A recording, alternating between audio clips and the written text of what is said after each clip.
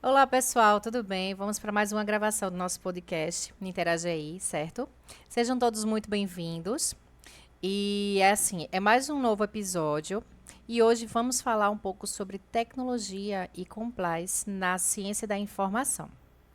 A nossa convidada de hoje é Stephanie Grimaldi. Eu sou a Celi, Stephanie está aqui ao centro e Elson.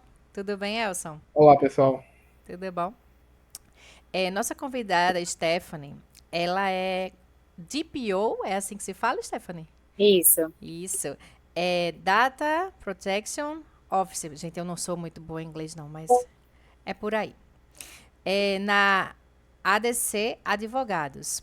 Stephanie, Isso. seja bem-vinda. E vamos à primeira pergunta. Quais são as suas áreas ou a sua área de informação? Ok.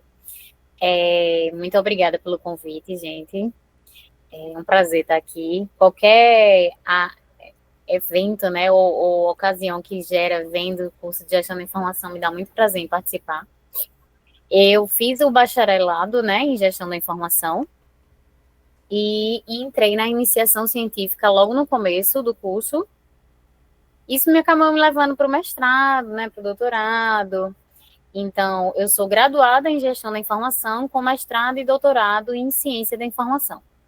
O mestrado pela UFPE e o doutorado pela UFPB. Na Bahia, né? Não, Não, Não, na Paraíba. Bahia. cadê? Paraíba. Meu Deus Paraíba. do céu, foi mal, minha gente. Continua, Elson.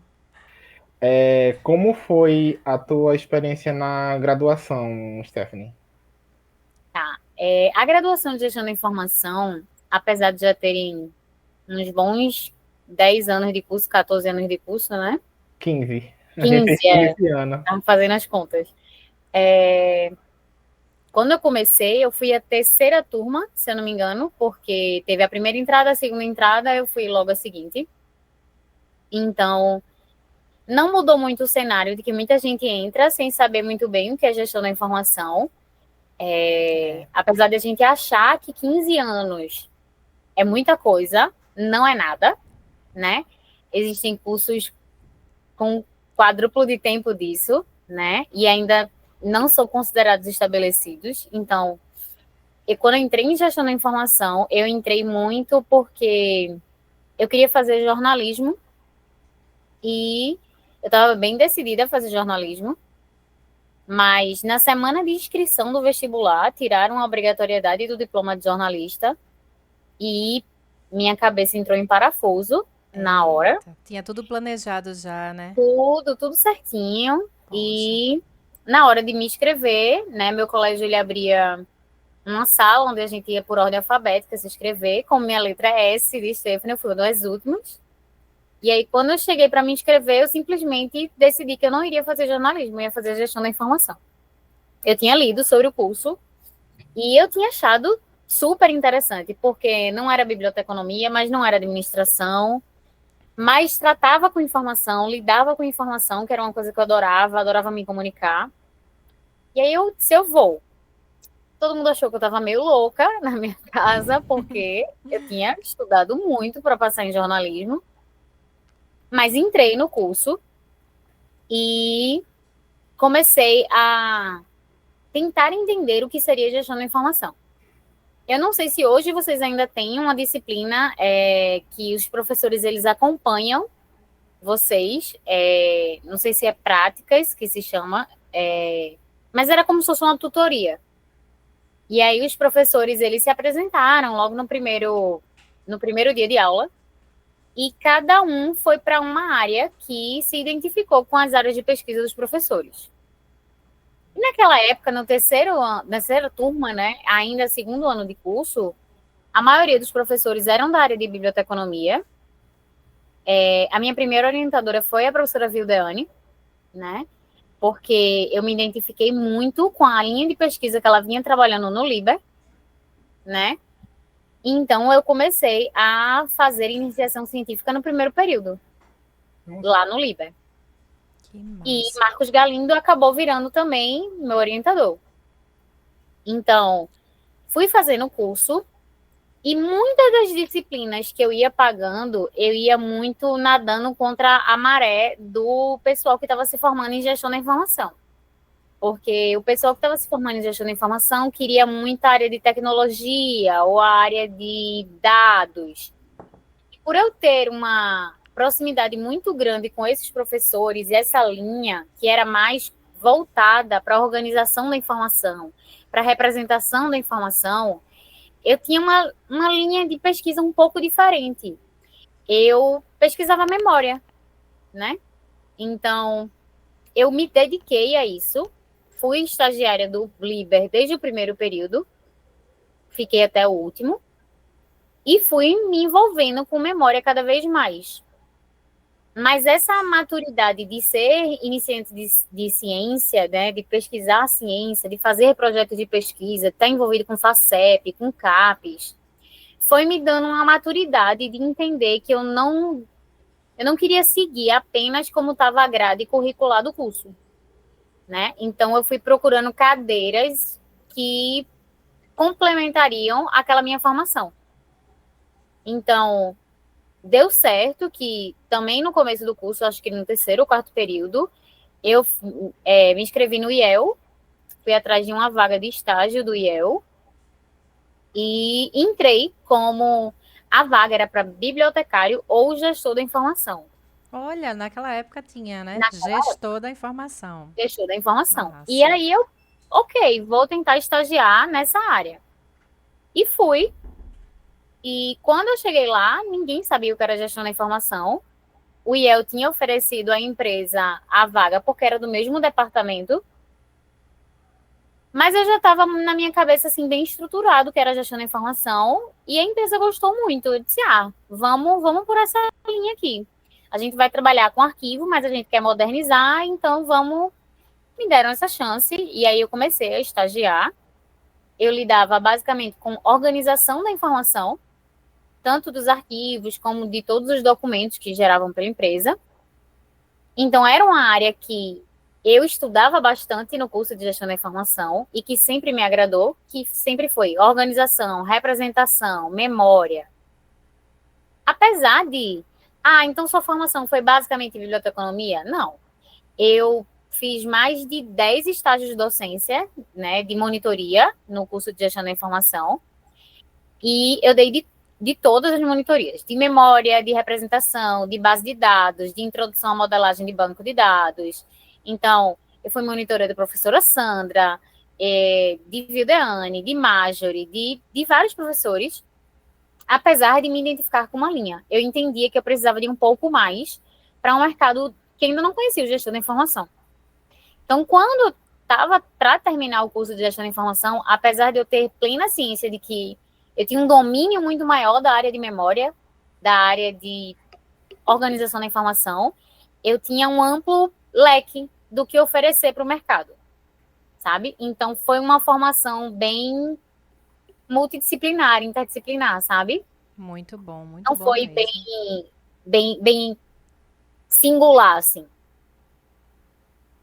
Nossa, muito bom mesmo. Muito bom, porque às vezes as pessoas se concentram tanto em começar e terminar sempre naquela linha. E muitos alunos às vezes não pensam assim que existem várias cadeiras em vários outros cursos e tem outras vertentes que podem complementar algo até inusitado para eles, que eles não estão nem pensando e de repente assim, abre um novo mundo, né? Daquilo diferente que eles estavam querendo.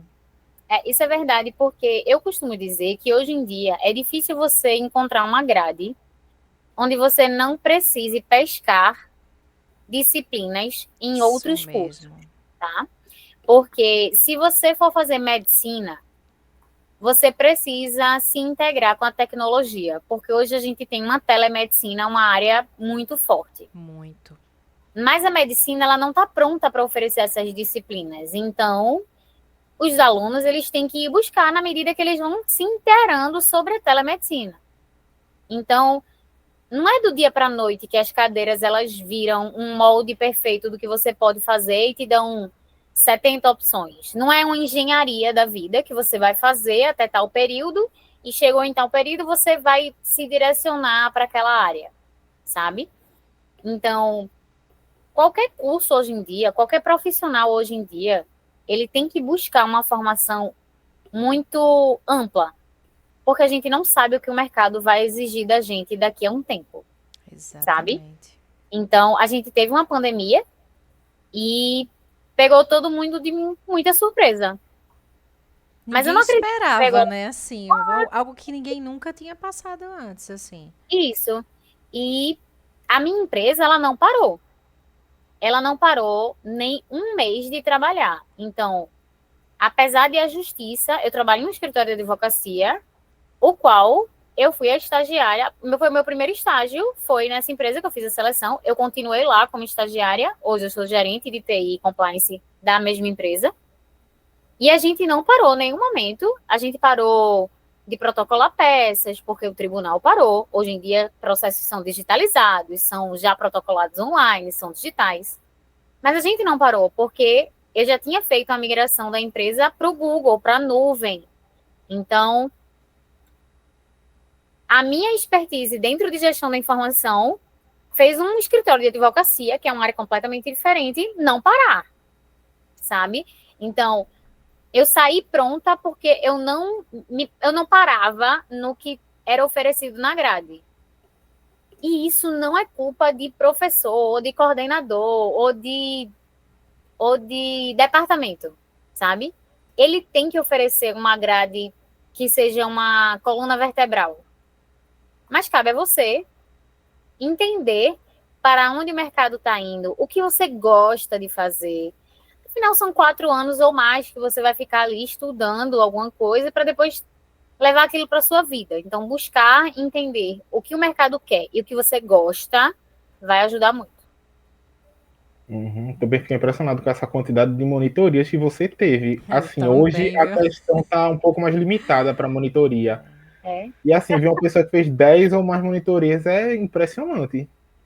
Eu fiz muita monitoria porque eu amava falar, me comunicar. Então, como eu entrei na iniciação científica, o Liber é uma família, né? Então, quando você entra no Liber para fazer qualquer tipo de pesquisa, você acaba se envolvendo com muitos professores. E você acaba conversando muito e aprendendo muito. É uma escola dentro da universidade, é o Liber, sabe? Marcos Galindo é uma pessoa brilhante. Então, acaba que lá eu fiz muitas amizades, mas também despertou muitas curiosidades em mim para áreas, por exemplo, como a de Sandra, que era modelagem de banco de dados. E eu queria ir além, sabe? E também queria que as pessoas me vissem não só como uma pessoa da memória, mas uma pessoa que entende de tecnologia, sabe? Então, se tinha cadeira de biblioteconomia, eu dava monitoria em biblioteconomia e dava monitoria em gestão de informação. Então, eu terminei com muitas monitorias, o que me ajudou muito no mestrado, porque meu currículo foi o primeiro lugar, o que me ajudou a pontuar bastante, porque monitoria pontuava bastante na época da seleção. Massa, muito bom, Stephanie. Muito bom. E assim, como você falou que ficou no Liber do primeiro ao oitavo, né? Assim, a gente tem uma pergunta também que era a questão de experiência profissional, mas que no caso seria fora da faculdade, né? Durante o período da graduação. Sim. Chegou a ter alguma? Sim, eu consegui esse estágio do IEL Ah, sim, sim. e eu fiquei, né, trabalhando na ADC. Na época era um escritório chamado Vanderlei Monteiro Rocha. Não, Vanderlei Monteiro Rocha é o nome da gente agora, porque a gente sobrou já fusão, sabe? Mas eu comecei a trabalhar lá e eu fiquei até o 8º período. Então eu conciliava os dois. Eu ia de manhã para um e de tarde para o outro e de noite eu fazia gestão da informação. Então, quando eu fui terminando, eu decidi que eu ia fazer o projeto de mestrado. Eu fiz o projeto de mestrado e apresentei a Galindo. Ele levou um susto, porque eu não tinha nem acabado o curso ainda de gestão da informação. Mas eu disse, não, eu estou me sentindo pronta, eu quero fazer. E tentei. Deu certo, eu entrei no mestrado. Não foi fácil, porque foi no período da Copa que eu passei. Então, tinham muitas disciplinas que elas eram condensadas em uma semana inteira da disciplina, porque Recife ia parar para receber a Copa. Ia ter aquele recesso naquele momento do jogo, né? Isso. Eu já tinha pego uma super greve, a maior greve que a UFPE já teve. Eu estava nela durante o curso. Então, eu não queria perder mais tempo. Eu já tinha acelerado minhas cadeiras para terminar dentro do tempo, não passar do meu limite. Então, eu passei no mestrado, comecei o mestrado, e aí eu pensei, vou ter que sair da ADC, né? Vou ter que conversar com eles. E aí, conversei, mas a gente já tinha estabelecido uma relação de 3 anos e meio, né, de estágio, porque eu fiquei como estágio, depois como consultora, quando passou do limite do tempo de estágio. E eles disseram, não, você vai continuar aqui e você vai pagando as suas cadeiras de mestrado. Quando você precisar se ausentar, você faz home office. Na época nem chamava home office, mas enfim. E aí, continuei lá, não saí.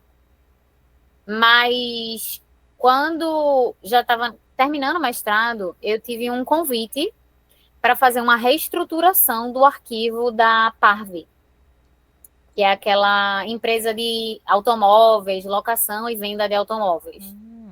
E aí eu recebi esse convite por uma indicação do pessoal que conhecia meu trabalho. E aí eu aceitei, fiz um acordo, né, para eu ficar 6 meses afastada e fui fazer essa reestruturação do arquivo na Parve. Então, fui contratada como supervisora de lá, fiz essa reestruturação do arquivo. Enquanto isso, eu fui desenvolvendo meu projeto de doutorado. E aí, quando eu terminei o mestrado, eu já tinha passado no doutorado. Que eu fiz com o professor Alex, né, que foi meu professor e acabou sendo meu colega de classe. Eu fiz a seleção, não existia o curso de Ciência da Informação na UFPE. Então, eu admirava muito um professor chamado Loureiro, que ele é da Unirio, e eu admirava muito a pesquisa dele, e ele estava como professor da UFPB, em parceria com a Unirio. Ele só tinha uma vaga, mas aí eu tentei, consegui passar para ele.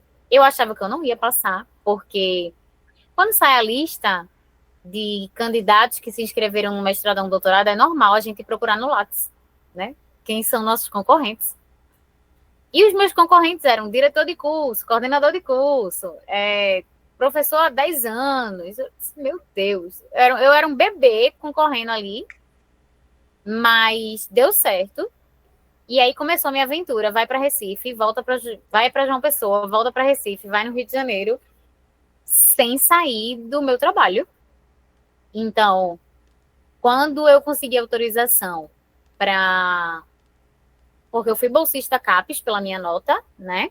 Então, quando o orientador me deu autorização para ter um emprego, porque a CAPES deu essa liberdade, mas com a permissão do orientador, eu ainda continuei, só que dessa vez contratada pela DC, né? E durante todo o período do mestrado e do doutorado, no mestrado, Marjorie acabou sendo minha orientadora, porque ela entrou no programa de pós-graduação e a gente tinha uma afinidade muito grande de pesquisa.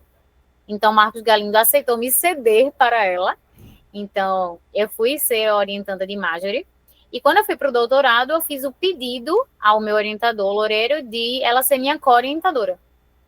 Então, continuei com laços com a UFPE por meio de Marjorie.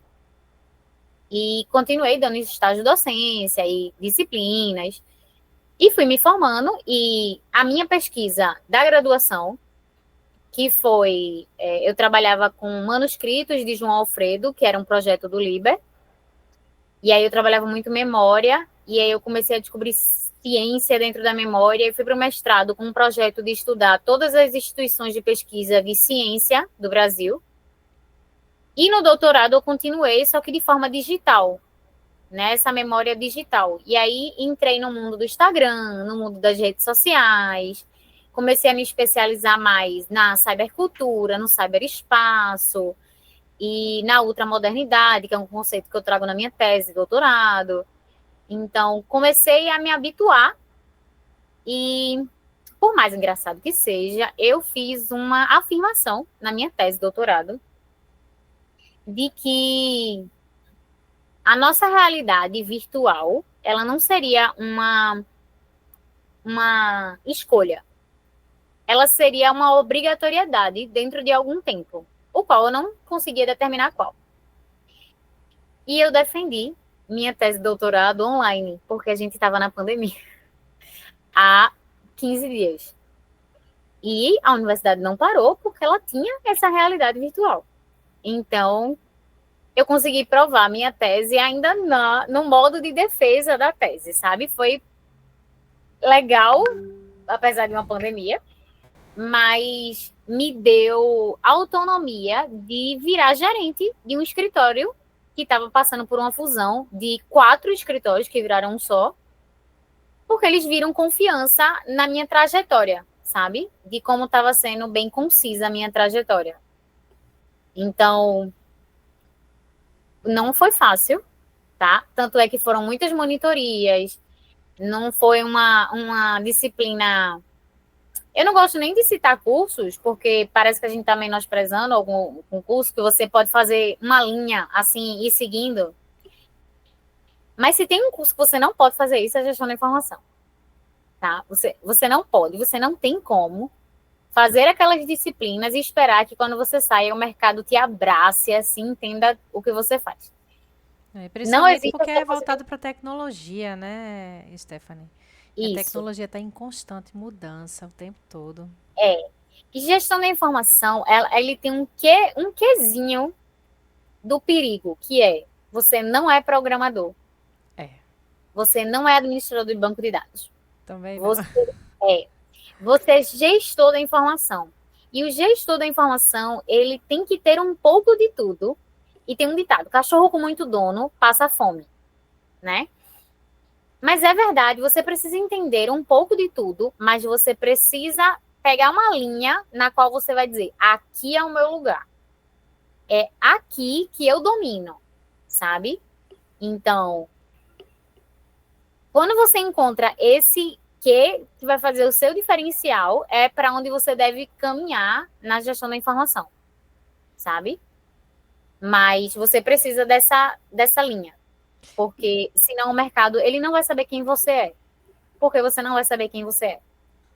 Então, sabe? Stephanie, o teu conselho, assim, seria realmente abra seus horizontes, vá ver uma realidade em um curso, em outro, para você até se achar, né?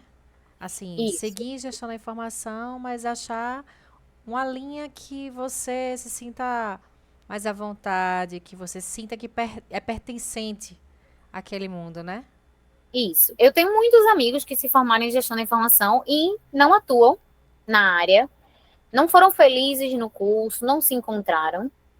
Mas também tenho amigos que, nossa, decolaram, estão trabalhando nos Estados Unidos e estão felizes nas suas áreas. Muitos foram para a área acadêmica, mas Guilherme é um grande amigo meu, né? Foi meu padrinho de casamento. E ele está muito bem na área dele, né? Ele tem uma formação também bem mesclada, né? Não é uma formação muito singular. Felipe Moza, ele foi para uma área muito parecida com a minha, né? Ele trabalhou muito com a representação da informação. Ele trabalhou muito numa empresa que fornece dados para a gente, para a empresa que eu trabalho. Que legal. Ele é tech writer, né? Isso, exato. A gente tem uma linha de pesquisa até parecida. Ele trabalha com mapas mentais, mapas conceituais que é a minha especialidade também. Então, a gente tem uma linha meio parecida. A diferença cada um dos meus colegas que eu vejo atuando no mercado, Fernanda, por exemplo, que foi para a área de dados. Fernandinha, eu conheço ela. Exato. Então, cada um tem um quê, assim, que você vai dizer, nossa, eu preciso de uma pessoa para isso, fulaninho. Sabe? E é por isso que eu afirmo com tanta certeza que você tem que encontrar esse seu quê, porque é o que vai fazer o diferencial para você, sabe? Então, hoje, na minha área, sendo gestora da informação, trabalhando com Lei Geral de Proteção de Dados, eu não conheço nenhuma, né? Então, eu acho que eu já fui mentora de um evento da NASA, que ele tem aqui, pela quarta ou quinta vez. Porque eles sempre precisam de alguém que lide com Lei Geral de Proteção de Dados e, ao mesmo tempo, entenda de organização da informação, representação da informação, saiba estruturar um documento e submeter para a NASA, sabe? Caraca. E outra formação você encontra que vá saber fazer tudo isso? Eu não sei. Eu só encontro isso na gestão da informação, sabe? Eu não conheço, não. Exato. Então, eu só encontro isso na gestão da informação. Um curso que ele vai te dar representação da informação, eu tenho biblioteconomia, mas que ele vá trabalhar com a capacidade de apresentar bem um esqueleto de um projeto e analisar lei, eu não conheço, sabe? Então, nessa área, eu só conheço eu atuando, né? Eu tenho amigos de mídias sociais, eu tenho amigos... Veja, Fernanda seria o nome que eu diria de dados, assim, disparado, né? Apesar que tem Crícia também, que está atuando bem forte no mercado. A gente tem alguns profissionais, mas sempre tem aquele quezinho de, esse aqui eu vou chamar para isso, sabe? Toda vez que tem alguma coisa para isso, não é à toa que toda vez que a gente tem algum curso de programação, Fernanda está aí, né? Porque o nome dela é muito forte, né? Palestra, né? Aí Fernanda tá lá também. Exato. Caramba, muito legal, Stephanie. Aproveitando, né, e que você também já falou do seu trabalho na ADC Advogados, aí também a gente adentrando no tema do podcast hoje, aí especificamente assim, com que você trabalha lá? Ok. Como eu comecei a trabalhar com... Eles chamavam de arquivo, e aí eu fiz eles entenderem que não era só um arquivo, aquilo ali, né? Que era uma gestão documental mesmo que a gente fazia. Então, a gente migrou todos os arquivos físicos para a nuvem, o que não foi uma coisa fácil, porque imagina eu dizer para advogados que têm 50 anos de mercado que eu preciso que eles estejam no ambiente digital, porque senão eles vão parar de trabalhar, né? Nossa. Então, não foi fácil, né? Mas eles toparam, confiaram, acreditaram, e a gente migrou para a nuvem do Google, né, para o cloud, antes da pandemia. Então, como esse processo ele veio antes da pandemia, a gente já estava com o nosso acervo. Deixa eu achar uma tomada aqui, porque está descarregando. Já passamos por isso, não foi, Elsa? Já. A gente entrou em desespero, assim, Elsa mandando mensagem pra mim. Foi quase agora Sério? aqui. Eu desliguei a câmera para catar a tomada. Todo mundo fala por isso, para começar a achar a tomada. Eu já corri aqui, liguei logo. Conseguiu, gente Stephanie? A mudou gente de espera. Consegui. Não se preocupe. Consegui. Vai. E como a gente já tinha migrado, né, para o Google, a gente estava com o nosso acervo todo online.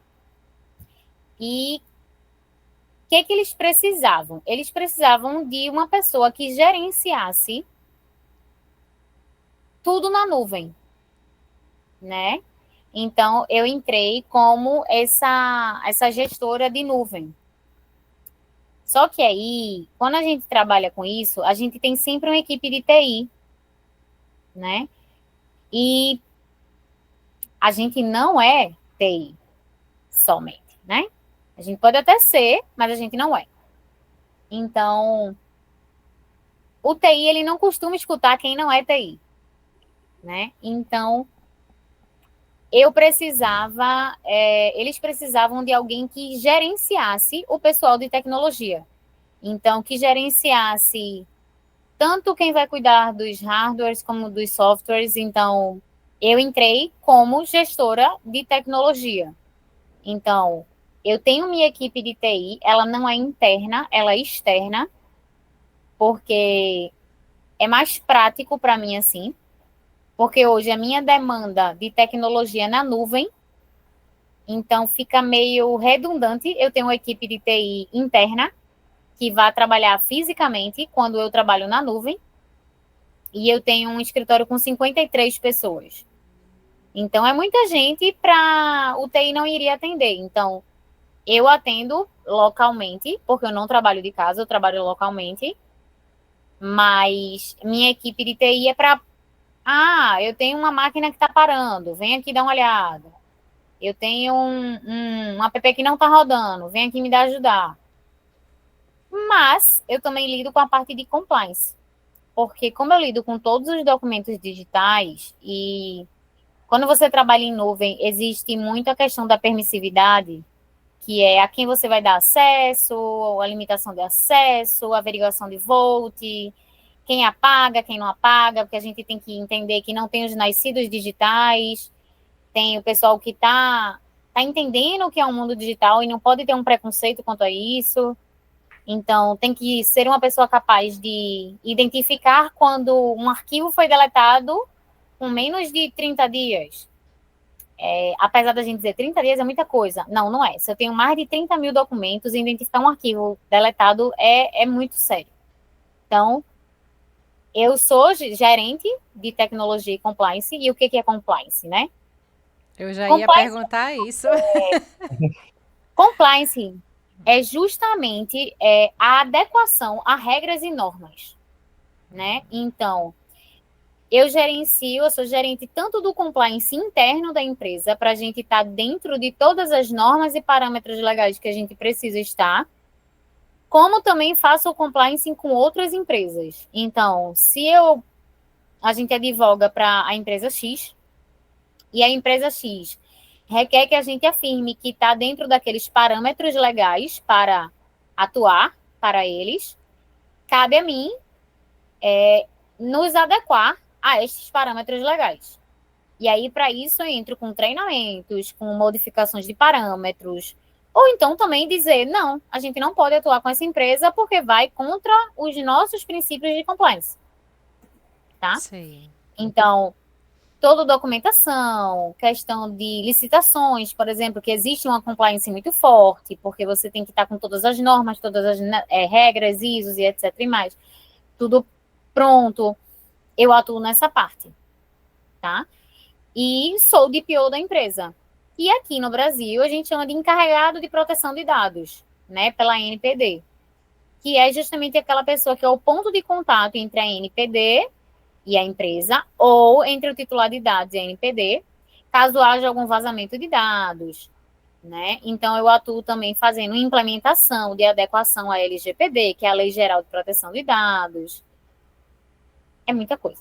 Mas... O vazamento de dados hoje é super delicado, né? Assim, é uma preocupação inclusive, que as empresas, assim, algumas não estavam preparadas para isso. Só foram acumulando. E quando começou o boom, que começou a ter vazamento de dados em uma empresa, em outra.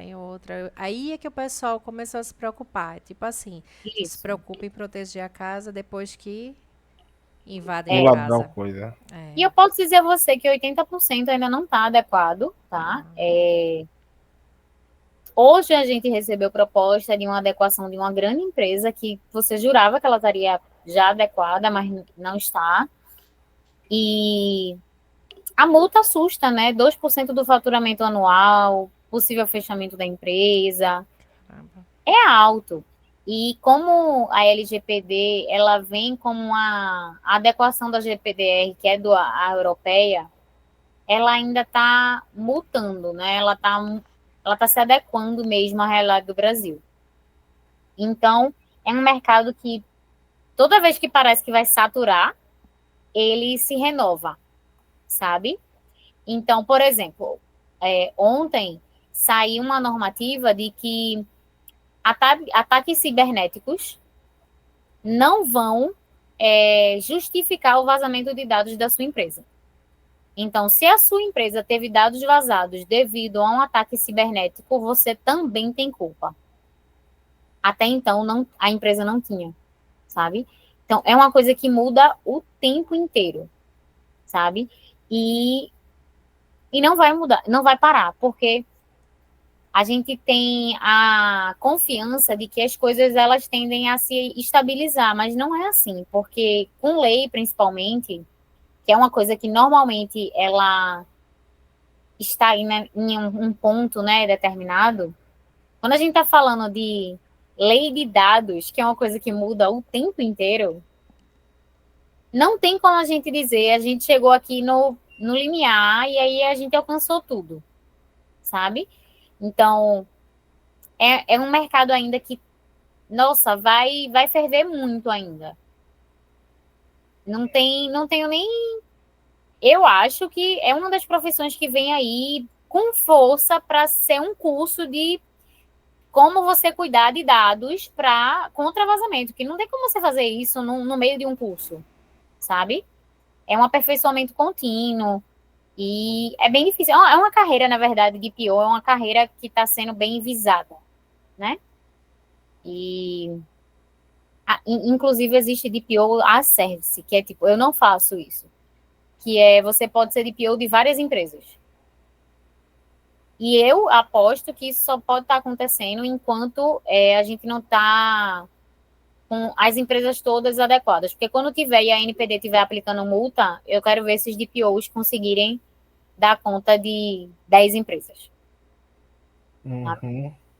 E assim, que você falou, Stephanie, essa questão, né? Pronto, DPO pode ser, né, uma das profissões do futuro, a gente que está tendo essa volta esse boom, né, para a ciência de dados e tal. Logicamente, DPO vai entrar no pacote. E assim, com a sua experiência, né, que qualificações e habilidades você acha que são necessárias para uma pessoa se tornar DPO? Ok. Primeiro, tem que gostar de lei, né? Tem que entender como as leis funcionam, tá? Parece besteira isso, mas a gente não gosta de ler muito lei, né? A gente não gosta de entender o funcionamento do nosso país. Quando eu digo a gente, eu fui assim por muito tempo. Então, você vai votar, você não sabe por quê, o que, que o vereador faz, o que, que o governador faz, o que, que o prefeito faz, né?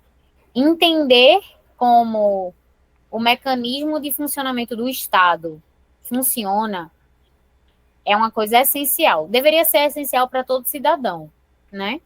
Mas para quem quer atuar na Lei Geral de Proteção de Dados, nessa parte de proteção de dados, entender como se constrói uma lei, como parágrafos são alterados, como são revisados, é uma coisa essencial e que não existe em um curso, sabe?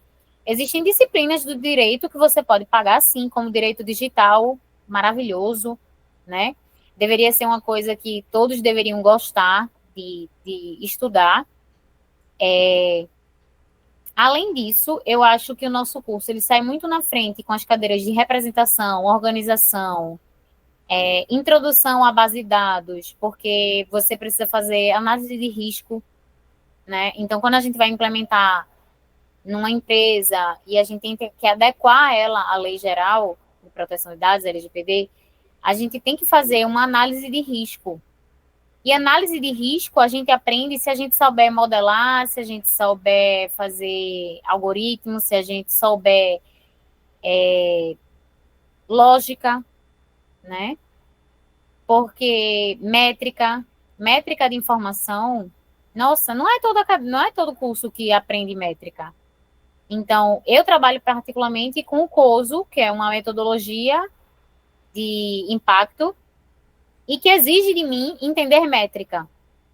Porque quem calcula sou eu, quem está dando aquele número final sou eu, apesar dele me facilitar com algumas fórmulas pré-definidas já internacionalmente, eu preciso entender como eu vou quantificar aquele risco, sabe?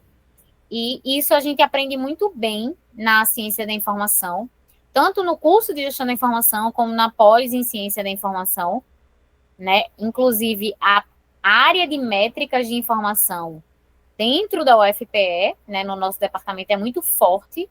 Os nossos pesquisadores, eles são muito bons nessa área, né? E, por incrível que pareça, arquivo. A gente entender como funciona arquivos, sabe? Como a gente consegue pensar um arquivo digital como se ele fosse analógico, sabe? Porque a gente tem o costume de pensar um arquivo analógico para transformar em digital. Mas a gente tem que pensar nos arquivos digitais, que a gente também precisa ver ele como um arquivo analógico. Transformar ele em físico, né, Stephanie? Que as pessoas são tão Isso, acostumadas a ficar tudo digital, digital, digital, e de repente exatamente. acontece alguma coisa que você tem que ir para o meio físico, utilizar um papel, algo, e não tem nenhum dado de nada. Parece uma piada, não é? Mas é assim, o WhatsApp saiu do ar Acabou. e você não sabe o que está acontecendo no mundo. Você não sabe quem está lhe chamando, você não sabe nada. E o digital é minha vida, é meu trabalho, é meu ganha-pão, mas eu tenho o meu analógico. Porque a minha empresa não pode parar se o digital parar. Entende? Então, Exatamente. o básico eu tenho que ter no analógico. E, infelizmente, a gente esqueceu do valor do híbrido, tá? A gente está indo muito para o digital, mas o híbrido ele é muito importante. Ele jamais vai deixar de ser. Quem vai deixar de estudar hieroglifos antigos, entendeu? Quando eu chego no Liber, eu fico encantada com aqueles arquivos de marcos, sabe? E a vida vai continuar sendo assim e vai continuar sendo assim. É verdade. Porque os ataques cibernéticos, eles estão cada vez mais comuns. E se a gente não tiver o analógico, a gente fica preso como a gente ficaria no mundo analógico se a gente não tivesse o digital. E vice-versa, né? Assim, um Isso. precisa do outro, não tem jeito.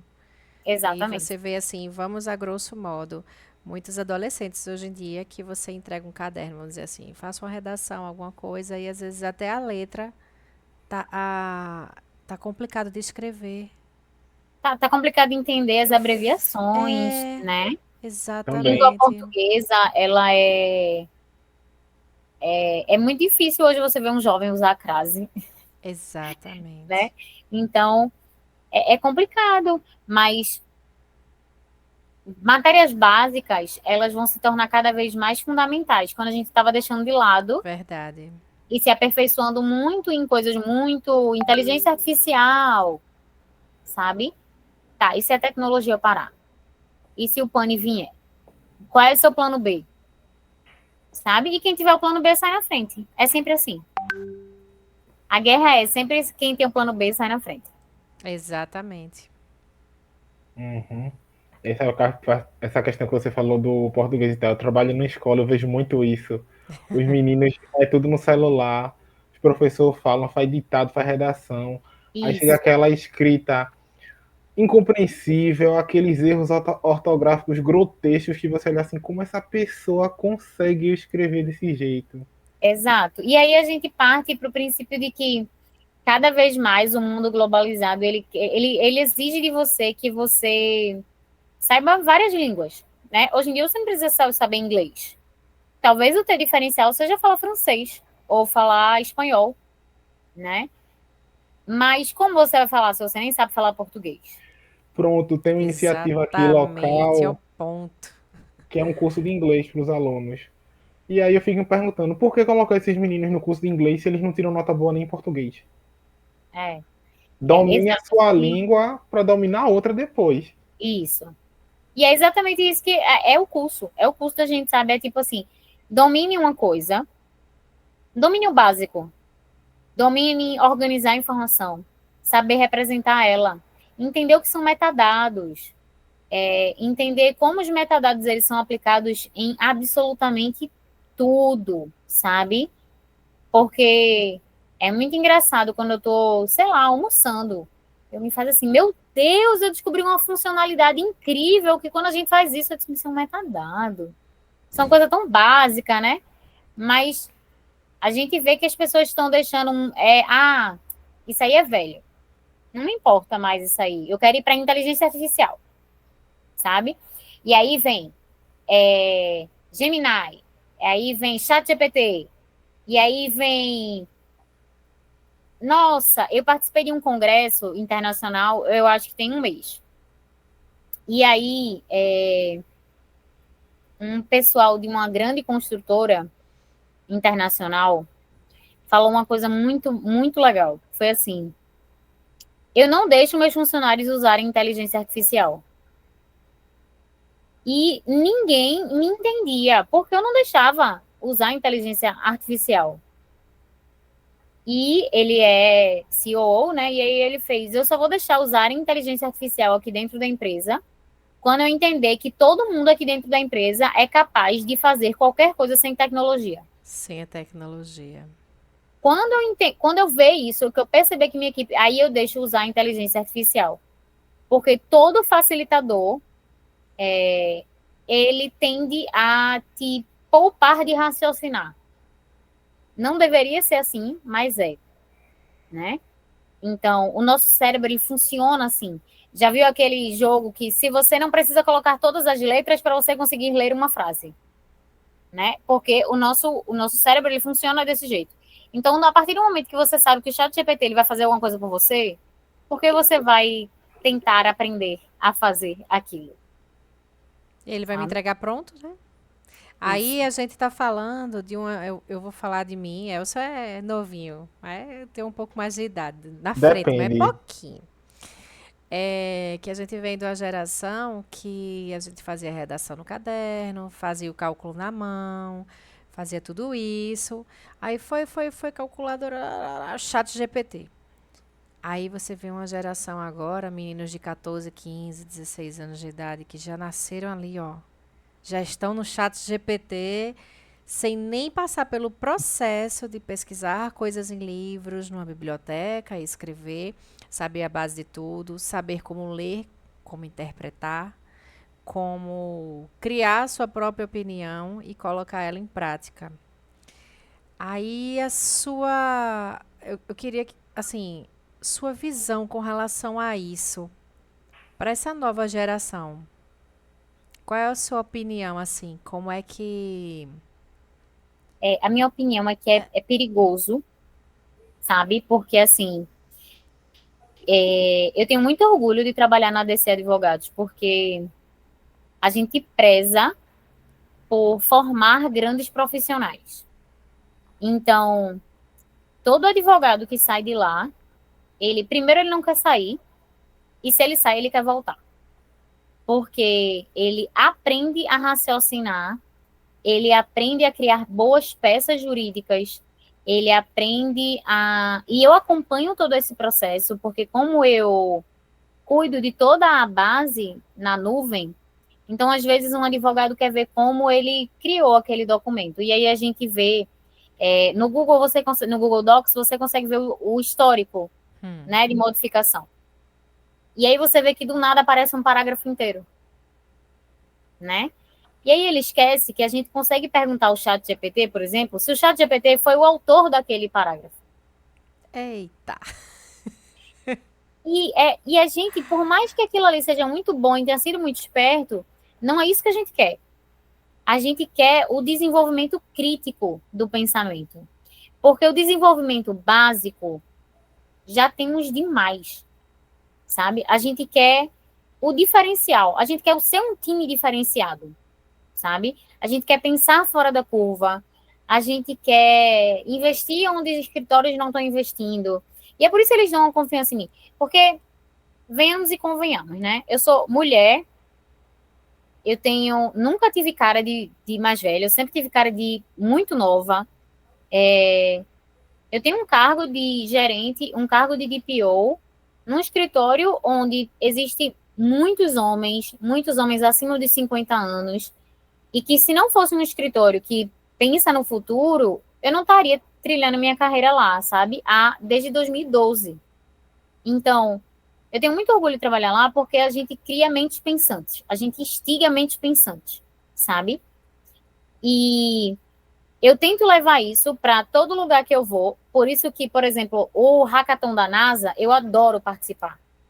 Eu amo participar como mentora, porque eu gosto de ver como os jovens tentam quebrar a cabeça para criar soluções que, sim, eles poderiam jogar num chat GPT da vida, num Gemini da vida e ter alguma solução, mas não é isso que eles querem, sabe? Boa. Mas isso vem de casa. Isso não se ensina no colégio, isso não se ensina na faculdade. Isso é de casa. Isso é a curiosidade que pode não nascer com a pessoa, mas ela pode ser despertada, sabe? E é mais fácil vir de casa, claro. Mas quando a gente está na universidade, eu como mentora tentei fazer isso, porque eu via meus mentores fazendo isso comigo, sabe?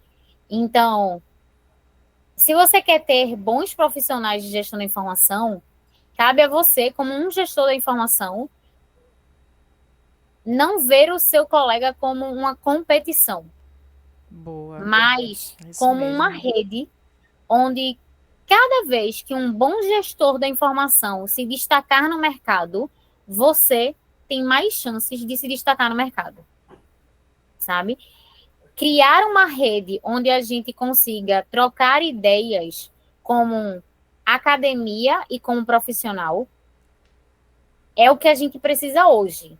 Se fosse assim, o que gestão da informação precisa?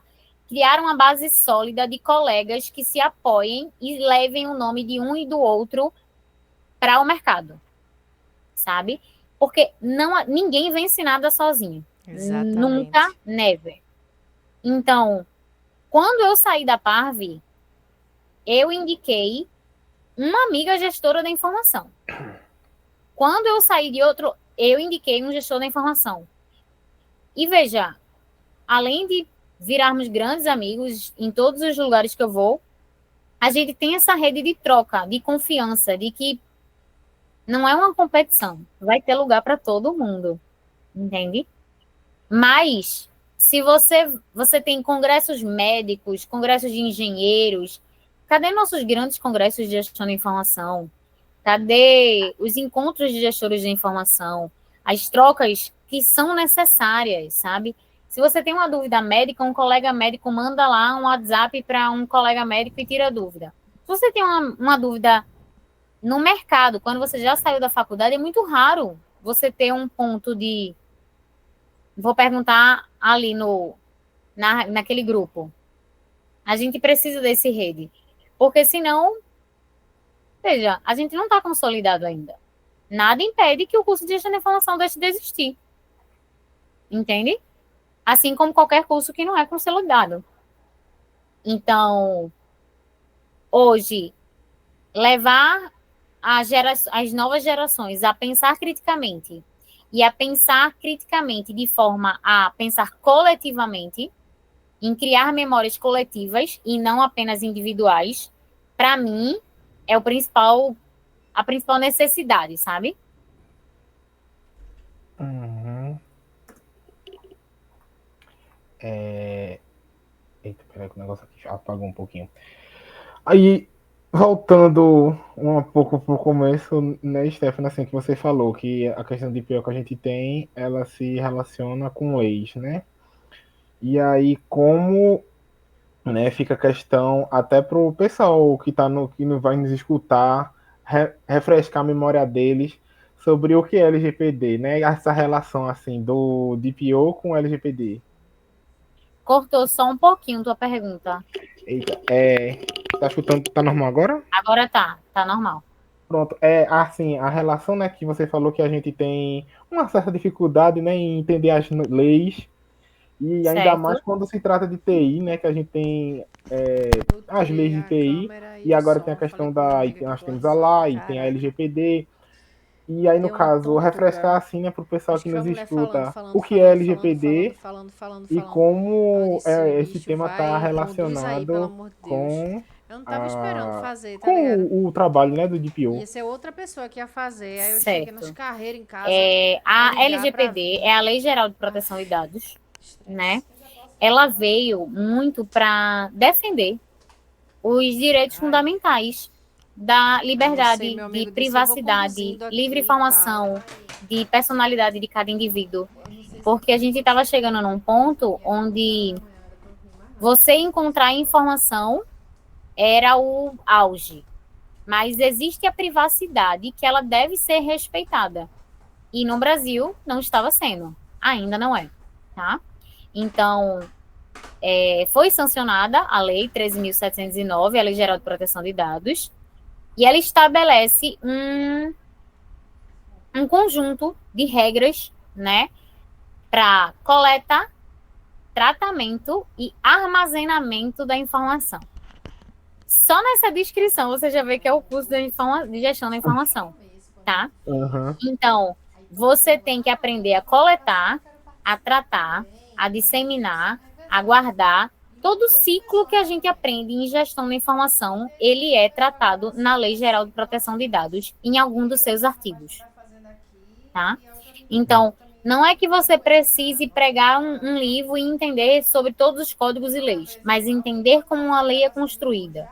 Entender como a Lei Geral de Proteção de Dados pode mudar, né? Isso é importante.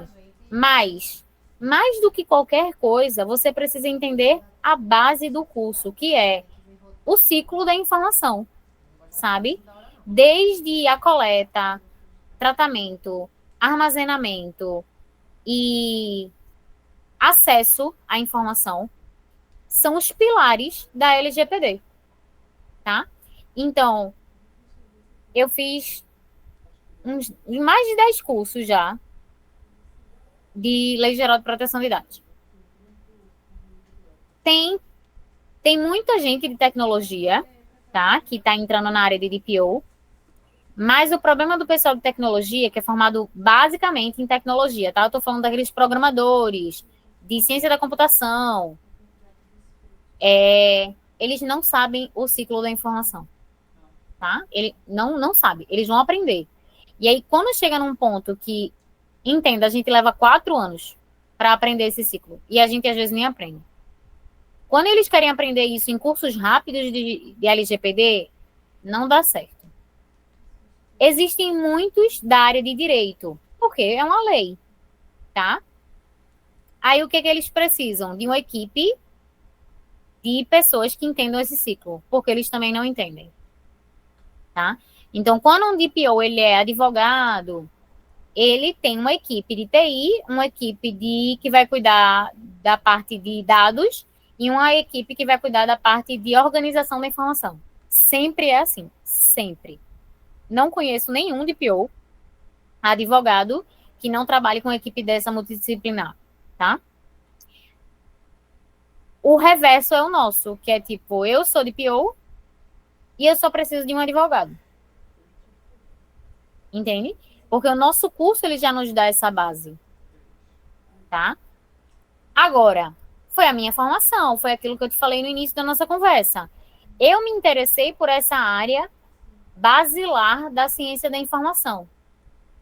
Eu sei que pode não ser do interesse de muita gente que vai para a área de dados e da área de mineração e da área de programação. E ok, sabe? Não é uma área que vai se encaixar bem com Lei Geral de Proteção de Dados. É uma área rica, uma área de futuro, é uma área que vai gerar, nossa, super apoio, sabe? Mas não é uma área de Lei Geral de Proteção de Dados. Quem vai se enquadrar bem na função que eu exerço hoje, na área que eu exerço hoje, são sim os profissionais, os que estão se formando em gestão da informação, que gostam da base da ciência da informação. Uhum. E a partir desse ponto também, né? Essa importância aí a questão da nossa formação, que até acredito que o perfil de quando você cursou GI para o de agora, a gente já passou por modificações. Tanto que quando você falou assim, a gente ainda tem uma disciplina com o nome de práticas, agora, desse jeito assim, chega todos os professores e falam a linha de pesquisa, eu acho que a gente não está mais com essa dinâmica. E aí, né, assim, dito isso, como, né, essas duas questões, né, da LGPD, do DPO e na realidade nossa, né, como gestor da informação, como esses temas eles se atrelam à ciência da informação, não à gestão, né, mas assim a ciência, que é a área macro, onde a gestão está incluída. Como você vê assim essa relação? Na verdade, Elson, eu vejo muito mais ela atrelada à ciência da informação do que à gestão da informação, sabe? A gestão da informação é uma parte muito importante da área que eu atuo, mas talvez se eu fizesse o curso de gestão da informação e não tivesse o meu mestrado e o doutorado em ciência da informação, eu não estaria atuando nessa área. Não com o nível de expertise que eu tenho, sabe? Mas eu acho que ela é muito da área de ciência da informação, porque ela trata vamos tratar o dado aqui como informação mesmo, sabe? Como vai ter sim aquela pessoa que vai minerar os dados, né? E cuidar para que eles sejam protegidos dentro da empresa. Mas o vazamento ele vai vir do teu nome, do teu CPF, da tua data de nascimento. E aí, dentro, não como você como usuário, mas você como funcionário da empresa, né? Você como gestor da informação. Você vai ter que entender como classificar aquilo ali, temporalizar aquilo ali, de forma que esse ciclo ele esteja sempre ativo, a gente esteja sempre tratando aquela informação da forma necessária, mas também descartando na hora certa, dando vivacidade ao que importa e descartando de forma correta o que já não é do nosso interesse e que deixa de ser usufruto e passa a ser invasão de privacidade, sabe? E isso é uma parte do ciclo informacional que a gente aprende na ciência da informação, tá? E aí, talvez, sim, algumas cadeiras de gestão da informação já não abarquem mais essa área. Mas, com certeza, na área de ciência da informação, ou no mestrado, numa pós-graduação profissional, ou num doutorado, sim. Aí serão abarcados. Legal, legal. E pronto, né? Voltando agora para a questão de compliance mesmo, né? O que é necessário para a gente fazer a implementação, né, de todo, porque tem questão de política, treinamento e tudo mais, né, quando envolve compliance numa organização. Tá, é porque o compliance, ele é um conceito bem geral, né? Ele quer dizer que a gente tem que estar em conformidade, né? Isso. A gente tem que estar em conformidade, seja com as leis, seja com as normas ou os regulamentos que a gente vai atuar. E aí o compliance, ele existe o compliance interno, que eu digo que a minha empresa tem que ter tais regras e seguir tais leis, como as externas, que é quando eu vou ter uma parceria com a empresa, eu tenho que cumprir aquelas obrigações, seja legal, financeira, trabalhista, ambiental, jurídica, ética. Então, por exemplo, uma regra de compliance seria eu não ter políticas antidiscriminatórias dentro da minha empresa. Se eu não tiver essas políticas antidiscriminatórias, eu não posso fazer parceria com a empresa do meu fornecedor. E aí vai caber a mim instaurar e fazer o treinamento dessas práticas ou contratar alguém que seja capaz de dar esse treinamento. Mas eu tenho que instituir esta política dentro da empresa. Então, eu tenho que deixar ela dentro das normas para ela atuar no ramo que ela atua ou fazer a parceria com a empresa que ela quer fazer parceria. Entende?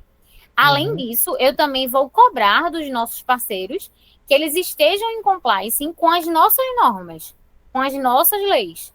Então, se a minha cultura organizacional diz que eu não posso ser preconceituoso, eu não posso admitir que um parceiro meu seja preconceituoso com o funcionário dele.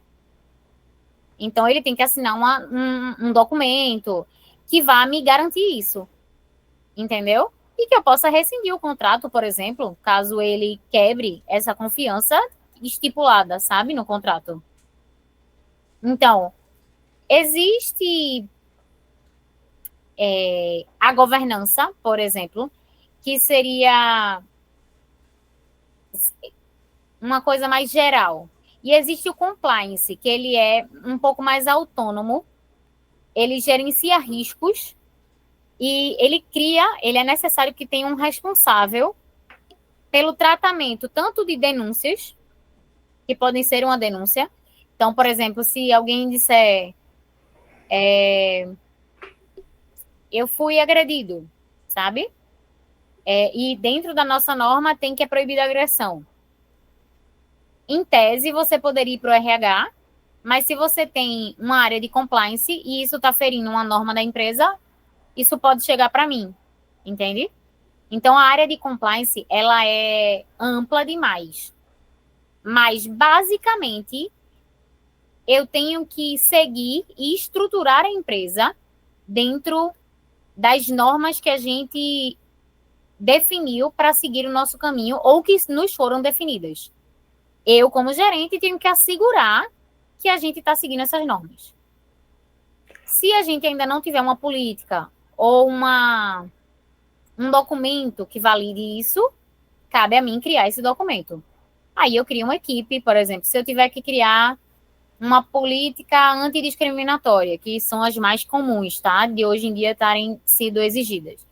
Então, eu vou, por exemplo, pegar uma psicóloga e dar um treinamento dentro da empresa, sabe?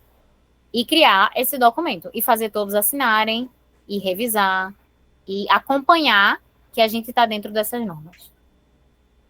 Aí nesse exemplo que você deu, né, que teve a agressão, a discriminação dentro da empresa que em vez de ir para o RH vai para você. Isso seria um caso de não conformidade? Seria um caso de não conformidade, exatamente. Porque a não conformidade, ou o caso da compliance, a gente também, todo documento de compliance, além de os parceiros assinarem, todo funcionário interno assina também, tá? E aí, se ele faz uma quebra de algum desses itens, ele pode ser punido e com repetidas punições pode ser demitido, desligado da empresa. E quando uma situação dessas, ela é um incidente assim, que seja mais voltado para a questão de segurança, como o vazamento de dados, né? Tá. Como, assim, deve ser... Como você lida, né, com essa questão da autoridade para a proteção dos dados, no caso de uma questão de vazamento? Tá. Se a gente tivesse um vazamento de dados, eu tenho que comunicar a NPD, né, imediatamente. E eu tenho um plano de contenção de danos, né? Então, isso é obrigatório. Então, se houvesse um vazamento de dados, eu teria que, além de comunicar à NPD, eu tenho que comunicar aos titulares de dados que houve esse vazamento e eu tenho que provar e fazer o que está na minha contenção de danos, né? Então, a gente cria essa contenção de danos e a gente tem que atuar nela para conter esses danos. Mas isso não nos livra da penalidade. Legal, legal. Deixa eu ver aqui outra pergunta. E pronto. Aí, no caso, esse tipo de resposta funciona tanto para a questão de empresas como para se for um caso mais individual? Do Tipo vazamento de de dados? Sim, se for uma pessoa, um indivíduo só, e para uma organização, esse tipo de resposta, ele atende os dois casos? Os dois casos. E tanto pode ser denúncia do próprio, né? Lembrando que, por exemplo, para a pessoa estar adequada à LGPD, a empresa ela tem que ter um canal de comunicação direto com o DPO, tá? É obrigatório. E aí ele entra e diz lá, por exemplo, eu quero saber que tipo de dados vocês tratam meus. E aí a pessoa tem 48 horas para dizer quais são os dados que trata. E aí, caso a pessoa diga, eu não quero que você trate esse dado, você não tem necessidade de tratar esse dado. E aí ela tem que deletar ou justificar o porquê tem aqueles dados. Aí a pessoa, o titular dos dados, pode denunciar a NPD e a NPD pode fazer uma averiguação na empresa. Legal, legal. Esclareceu muitas dúvidas minhas, que eu já estagiei numa empresa de segurança, não sei se você já viu, Cyberlabs. Sim. Pronto, já estagiei com eles, era o setor de marketing, mas assim, como o propósito inteiro da empresa é essa questão de segurança, então, vez ou outra, a gente tinha que trabalhar com aí para fazer estudar, né, a ferramenta deles, que é para proteção. Tive treinamento de LGPD também para essa questão de conformidade, dados sensíveis e tudo mais. né, que o tipo de dado que entra na questão da compliance, né, porque a gente tem um dado sensível e tem o outro que não necessariamente vai ser lidar, você de compliance vai lidar com esse dado. E assim, eu tinha ficado com algumas dúvidas, mas conversando com você agora, essa sua explicação esclareceu essas dúvidas que eu tinha desde o tempo de lá. Porque os dados sensíveis, eles são ainda mais críticos, né? Uhum. Os dados sensíveis, eles são sensíveis caracterizados pela ANPD, né? Então, filiação política, raça,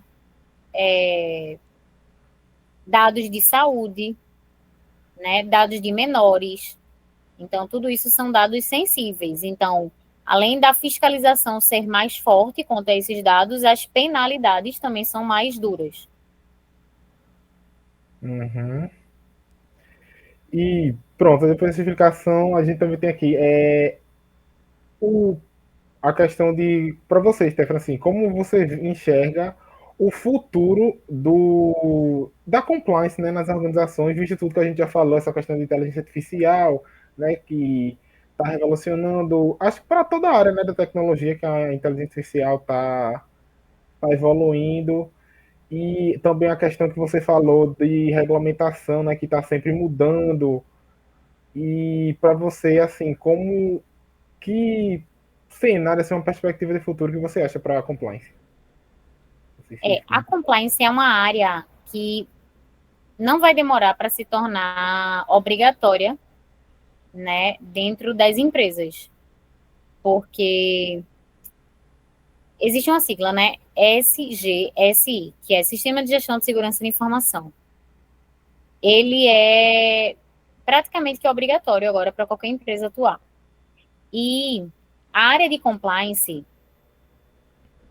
uma coisa levou a outra, mas é assim, a área de compliance ela é mais antiga, porque o compliance ele é muito antigo. Você estar adequado às normas para atuar, tipo, um escritório de contabilidade estar adequado às normas de contabilidade para atuar é uma coisa muito antiga. Mas, com a Lei Geral de Proteção de Dados, o compliance ele se destacou um pouco mais. Por quê? Existe uma coisa na LGPD chamado de culpa compartilhada, tá? Então, se o meu vazamento de dados ele aconteceu porque você também não cuidou, a gente vai dividir aí essa responsabilidade, entendeu? Então, fica mais criterioso que você siga o compliance um do outro. Então, do mesmo jeito que eu quero apertar o parafuso ali do meu parceiro quer apertar meu parafuso.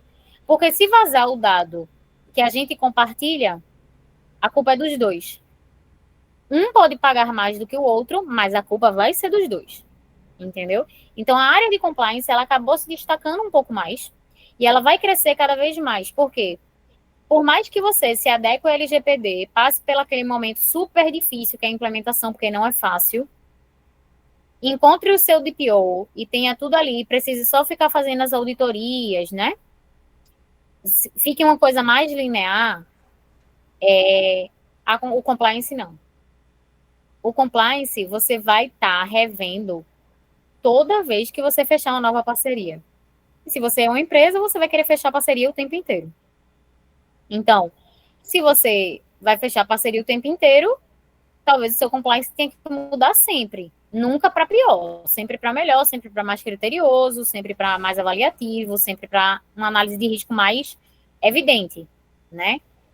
Porque também não pode ter conflito de interesse. Então, eu não posso estar dizendo que eu vou fazer A para uma empresa e B menos A para outra, né? Aí já estou sendo mentirosa, não estou fazendo compliance, né? Eu estou querendo agradar. Então, o compliance, ele é obrigatório, ele já era.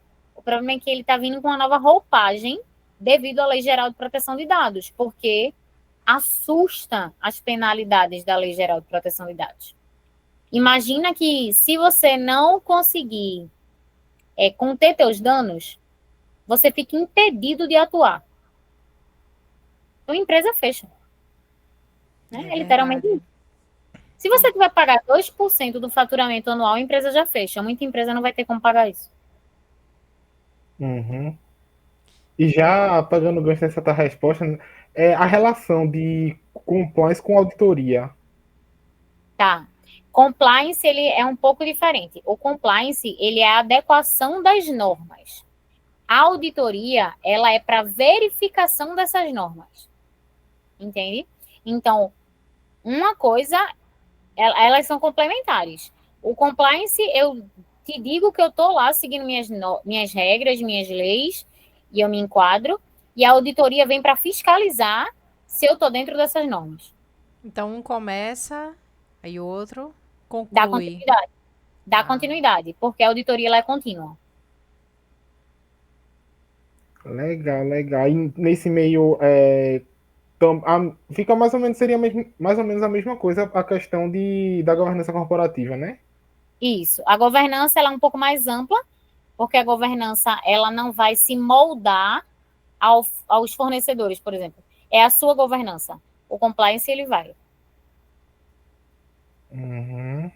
Então, assim, hoje em dia, o compliance, feito que você falou, tem várias parcerias. Você tem várias parcerias. Então, assim, lhe protege para que aquele parceiro não tenha nenhum vazamento de dado para aquele outro que, de repente, é parceiro daquela empresa que você é, mas é um competidor seu. Exato. Ele pode ir por essa linha sim, né? É realmente como se manter dentro das normas, se adequar, né? O compliance e a governança, eles são conceitos empresariais que eles se complementam, lidando com ética, com manutenção de reputação da empresa, né? Mas o compliance, ele é mais... Imagina que eu preciso fechar uma parceria e que uma grande empresa manda eu preencher um questionário, e aí no questionário eu tenho que ter uma série de normas. E aí eu tenho 24 horas para preencher aquilo ali, ou eu não tenho uma parceria. Se eu não tiver aquelas normas, em 24 horas eu não vou ter, né? Então, o compliance ele tem que ser mais estruturado, sabe? Para depois vir uma auditoria, que vai vir, sempre vem. Mas não vejo um profissional de segurança da informação que não lide com compliance em 2 anos. Boa. E aí, Wilson, mais alguma pergunta, meu anjo? Olha, eu acho que até na, na evolução das discussões, acho que a Stephanie já cobriu todas as perguntas que a gente tinha. Então, ela ia falando, eu já ia cobrindo outra pergunta. Oi. Caramba, já não precisa mais perguntar isso, porque ela já foi respondendo, já foi falando. E assim, teve muita coisa aí que eu não sabia, não. Eu aprendi aqui agora. E vai ter muita gente Que que vai bom. escutar o podcast também. Eu tenho certeza que não sabia, não fazia nem ideia. Bom, eu não sabia o que era compliance. Quem quiser que me julgue, É normal. eu não sabia. Mas é normal. Eu É não normal. É um sabia. termo muito visto na administração, né, na segurança de informação, mas o gestor da informação, hoje em dia, ele tem que sair sabendo o que é compliance. Pronto. Isso aí é um fato. Também a questão do termo em inglês, né? Porque às vezes assim, a pessoa, eu não conheço compliance, aí mais conheço conformidade, mas aí você, mas é a mesma coisa. Isso, exatamente. E assim, Exatamente. quando a Stephanie começa a falar, aí você vai. Não, isso eu já vi. Isso eu sei. Isso, Aí as peças vão se encaixando. Né, não? exatamente. E aí, e qual é o grande diferencial do gestor da informação na hora de atuar no compliance? É que a gente precisa adotar práticas. E essas práticas, elas são documentadas. E é a parte mais difícil do meu trabalho. É documentar práticas. Porque é que nem quando você tem muitos pensamentos e você precisa estruturar num papel. E aí, quando você é da área científica, você já sabe como fazer aquilo. É instintivo. Você saber que você pode até pensar no título de alguma coisa, mas aquilo ali não vai ficar fixo. Quando você for construindo, ele vai mudar, sabe? Isso é instintivo, meu. E não é instintivo para os meus colegas não atuar de forma quadrada, assim. Então, eu tenho que fazer um título, um resumo, uma introdução, um desenvolvimento, uma metodologia e uma conclusão. Minha tese de doutorado começa pela metodologia, né? Então, a gente não pode pensar quadrado na nossa área, sabe? Pelo contrário, eu trabalho com um método quadripolar, né? Então, não existe começo, meio e fim. Existem ciclos, redes, sabe? E o profissional da informação que ele vai sair para atuar com compliance, com LGPD, vai ser assim, vai ser... Eu não vou acabar quando eu terminar. É uma constante atualização, mesmo porque Isso, nada para, né? Sempre nada para. acontece alguma coisa, alguma novidade. Então, nem venham com aquela cabeça de, acabou por aqui, agora eu vou Isso, sossegar, já tá bom, eu já sei o suficiente. Não. Nós somos não, eternos, assim, a gente vive aprendendo pro resto da vida. Então, é verdade. não parem na metade do caminho, não achem que já sei de tudo, porque ali você já não está sabendo. É verdade, Você tem que estar é verdade. sempre estudando, sempre aprendendo, sempre buscando coisas novas, às vezes até sair um pouco daquela área, né?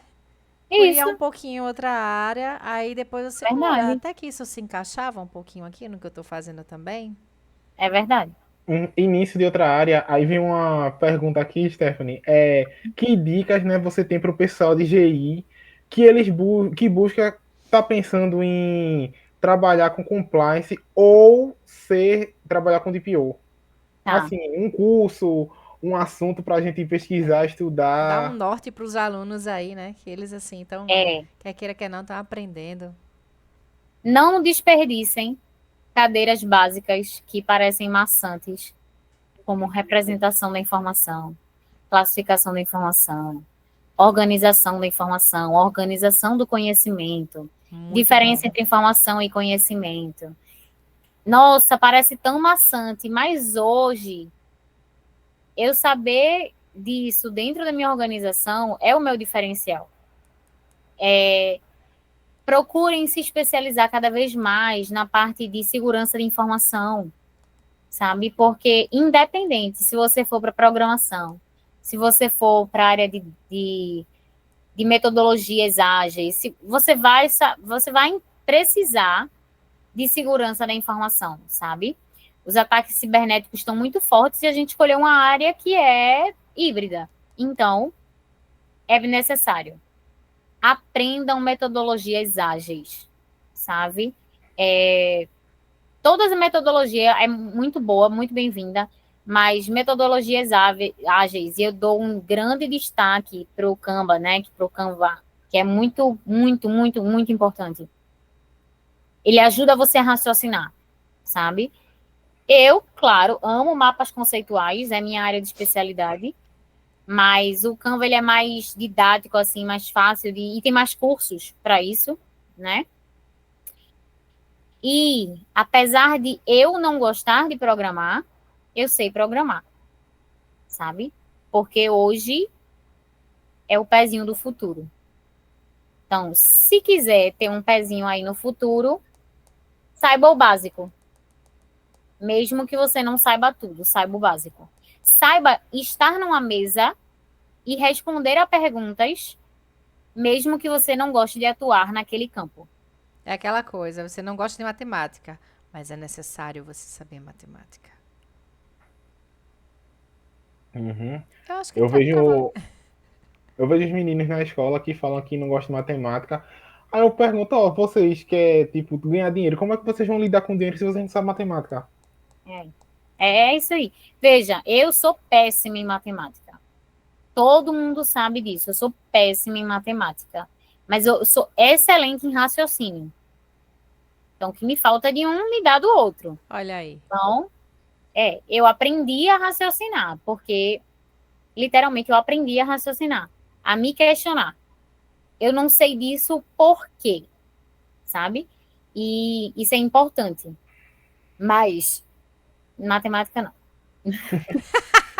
E outra coisa também, né, que você falou, metodologia ágil. O pessoal, quando escuta falar em metodologia ágil, pensa muito, metodologia ágil para desenvolvimento, para programação. Só que não, metodologia ágil pode ser para qualquer coisa. Para É absolutamente muito tudo. bom, é muito O bom. meu TCC, de quando eu cursei, eu sou formado em sistema de informação. Foi a aplicação de metodologias ágeis em processos administrativos da UFPE. Olha aí, tá vendo? Metodologia ágil é literalmente um aumento de eficiência e produtividade sem perder tempo, entende? Então, é surreal, abre sua cabeça para coisas que você não estava pensando que poderia chegar, sabe? Então, primeiro que indivíduos que interagem com processos e ferramentas, para mim é uma coisa maravilhosa. E existe a colaboratividade, que para mim é a chave de tudo, porque, como eu disse, ninguém caminha sozinho, sabe? Então, é isso. Boa. Muito bom. E aí, Elsa, mais alguma pergunta, mais alguma dúvida? Não, não, cobrimos tudo. Eu também tô vendo Cobrimos aqui que tudo. teve coisa a mais, coisa que eu não tava nem esperando aqui. E Stephanie foi desenvolvendo, desenvolvendo, desenvolvendo, e eu aqui só escutando, aprendendo. E assim, eu gostaria muito de agradecer a sua participação aqui conosco. Agradecer você ter reservado um pouco do seu tempo e estar aqui, não só conosco, né, com todo o pessoal que vai escutar, que participa do podcast, os alunos que vão aprender cada vez mais, né, com você, que já está com uma certa experiência. Fiquei muito admirada com a quantidade Monitoria. de monitoria que você fez, assim, eu fiquei, caramba, mas valeu muito a pena, viu? Porque, assim, a bagagem que você traz consigo, que você mostra aqui, que você não retém o seu conhecimento, né? Você gosta de passar o seu conhecimento. Isso também é muito importante. E a aprendizagem, assim, porque o que você mais vê hoje em dia, inclusive na outra entrevista que a gente fez, acho que foi com a professora Vânia, não foi, Elsa? A Foi. gente falou a mesma coisa, que as pessoas às vezes detêm muito o que sabem, detêm muito conhecimento, e não é bem por aí que a banda toca. Ninguém faz nada sozinho, sabe? A gente se ajuda e um transfere com um pouquinho do conhecimento para o outro, que transfere para o outro, e cada um vai seguindo sua vertente, entendeu? E sempre tem um lugarzinho para cada pessoa no mundo. Não tem isso de guardar o conhecimento, guardar o que sabe. Vamos compartilhar, né? O que a gente aprende e as experiências também. Eu sou uma pessoa que eu gosto muito de conversar com pessoas um pouco mais velhas, que viveram a época que a gente não viveu, coisas que a gente não viu assim. E às vezes eu fico maravilhada. E também conversar com esses mais Jovem. jovens, com 10 anos, 12 anos, eu fico, meu Deus do céu. É assim, tia? Tá, tá, tá, tá, tá. Eu, caramba, isso parecia ser tão fácil, né, assim, na mão dessa criança. E eu tô aqui passando vergonha. Mas é isso. É bem por essa linha mesmo. É verdade. Juntos vamos mais longe. E eu acho que cada vez mais que os gestores eles se unirem, a gente cria mais força, sabe? E a Exatamente. gente consegue desenvolver melhor a nossa rede de conhecimento. Então, é por Exatamente. esse caminho. E eu que agradeço, viu? Foi uma honra receber o convite, né? E participar, conseguir participar. Deu certo. Deu certo? E não fique assim, não, porque todo mundo aqui tá na luta, viu? Porque assim, Né? sou eu, Elson, foi você hoje, né, Stephanie, conosco. Foi com Priscila, foi com a professora Vânia, Guilherme a também, a gente Guilherme, entrevistou. nossa, foi Guilherme, várias pessoas e todo mundo assim, na correria, porque a gente vive em constante movimento. É É não verdade. parar, não é É verdade? verdade. É verdade. E aí, Elson?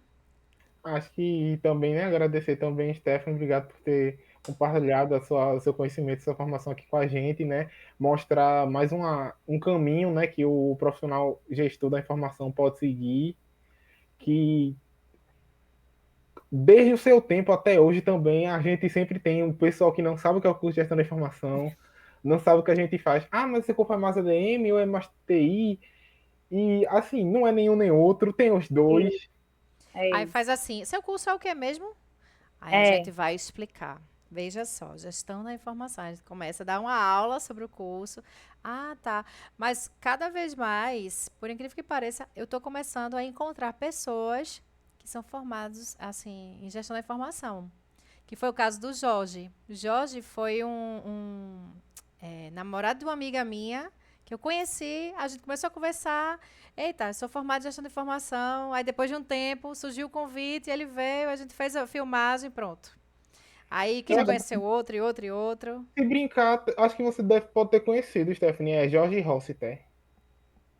Ele foi das turmas iniciais de GI também. Exatamente. Jorge, o quê? Rossiter, não sei a pronúncia, mas se escreve. Eita. Deixa eu botar aqui no chat. Cadê? Eu acho que é Rossiter É, mesmo. Meu Deus, cadê o negocinho do chat? Ai, Nossa, peraí, Jorge achei. escutar um Calma. negócio desse, depois ele vai falar com a gente, vai dizer, rapaz, o Se meu escreve assim, o sobrenome sobrenome. dele.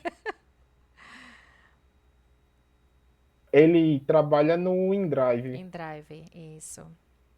não conheci. Mas assim, mais É, pode conhecer. enfim. Assim, assista o episódio que a gente teve a gravação com ele. Pronto. Aí vai, Quando tiver tempo. E vai Tá expandir, a certo. gente vai expandindo essa rede. vai expandindo É tudo. isso. E pessoal, assim, gostaria muito de agradecer a todos vocês que estão escutando esse podcast agora, que vão escutar o podcast. Nos sigam nas redes sociais e sejam bem-vindos aos que estão conhecendo agora. E é isso aí, minha gente. Beijão, beijão, Stephanie. Muito obrigada por tudo. Outra. Beijão, Elson. Obrigada também, tá? Por estar aqui comigo. Eu vou dar uma pausa na gravação, rapidinho, e vou continuar falando com Ok. vocês aqui.